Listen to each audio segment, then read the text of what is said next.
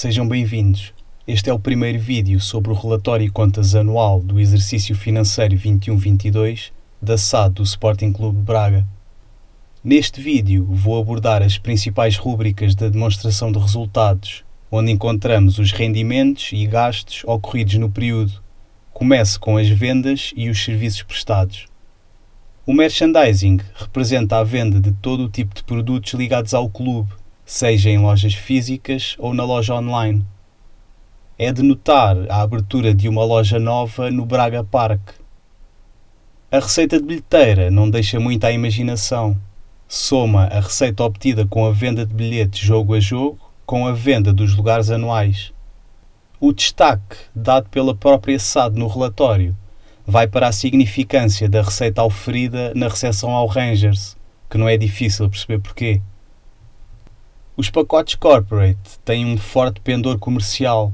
Em grande medida são negociados com empresas ou patrocinadores para que estes tenham acesso a um espaço mais privado e com algumas comodidades, para além de pontos de ativação da marca.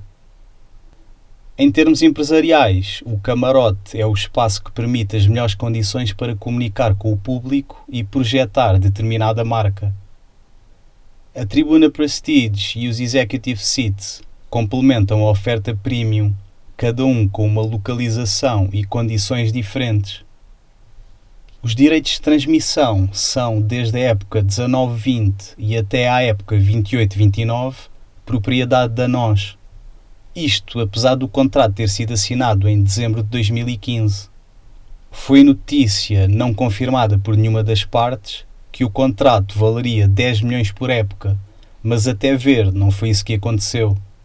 É expectável que o valor pago por época seja crescente no tempo.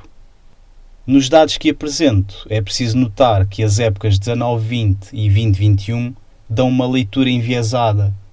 Isto porque, devido à pandemia, os últimos 3 jogos em casa da época 19-20 foram disputados em julho de 2020, ou seja, já dentro do exercício financeiro de 2021. Assim, o valor deste contrato para cada um desses 3 jogos ficou contabilizado no exercício de 2021. Não sendo previsível que no futuro aconteça algo que vá distorcer os números da evolução do contrato, podemos seguir com alguma facilidade o que foi negociado entre a SAD e a NOS. A publicidade e patrocínios agrega os ditos sponsors. A evolução negativa que se observa tem a mesma explicação que a dada nos direitos de transmissão. Os contratos associados a estas empresas têm em conta o número de jogos disputados. O exercício que terminou em junho de 2021 tem o valor empolado, porque contou com um maior número de jogos.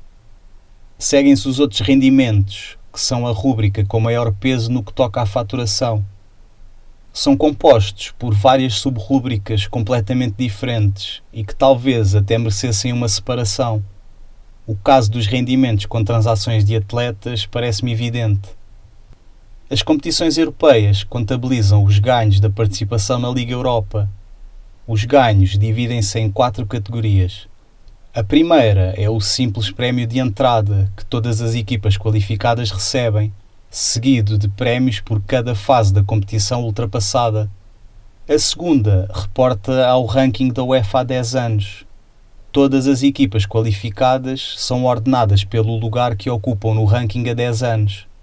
Depois, de forma inversa, a sua posição multiplica por um valor pré-determinado, que foi 132 mil euros.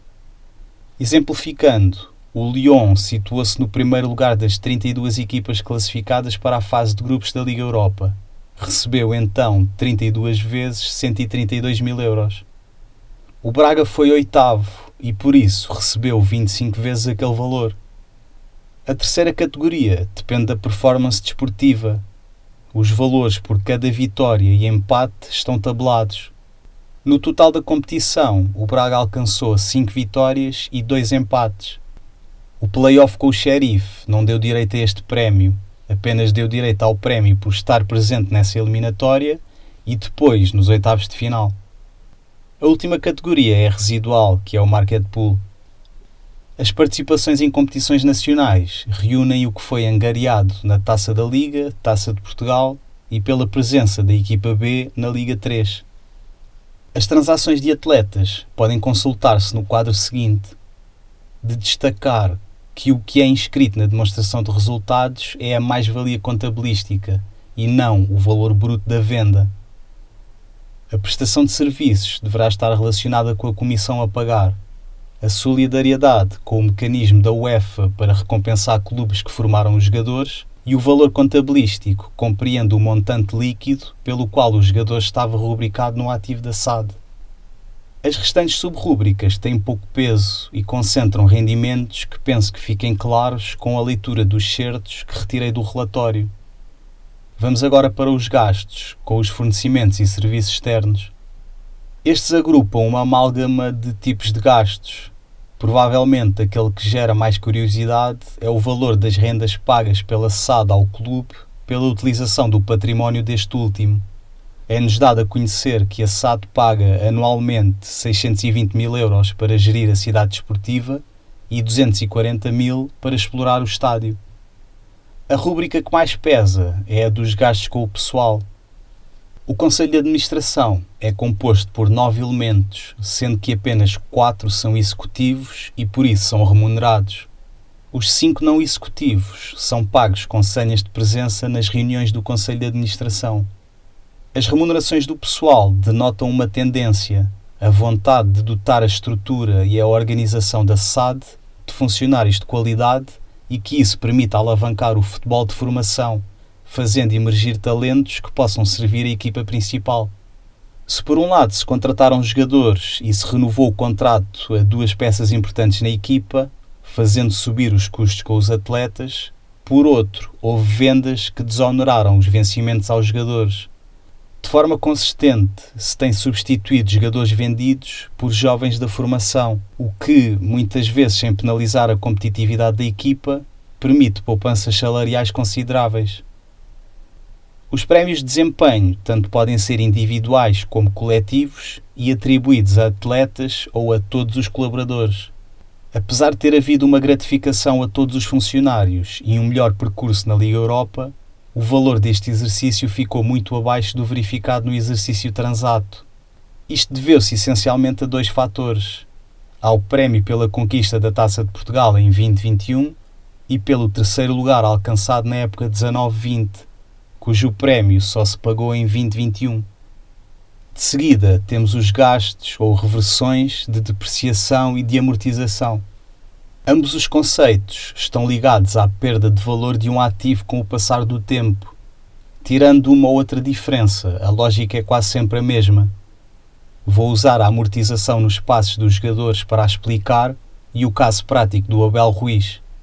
Um jogador entra no ativo da SAD pelo valor que esta pagou pelo seu passe, acrescido de todo o tipo de despesas anexas, como por exemplo as comissões. Como o Braga não inclui o valor das comissões no valor da aquisição do passe, vamos supor que a contratação foi feita sem outros custos. Sabendo a duração do contrato, é fácil calcular a perda de valor que o passe vai sofrendo. Com umas contas simples, chega-se à conclusão que o Abel Ruiz, anualmente, custa à SAD 1,1 milhões em amortizações.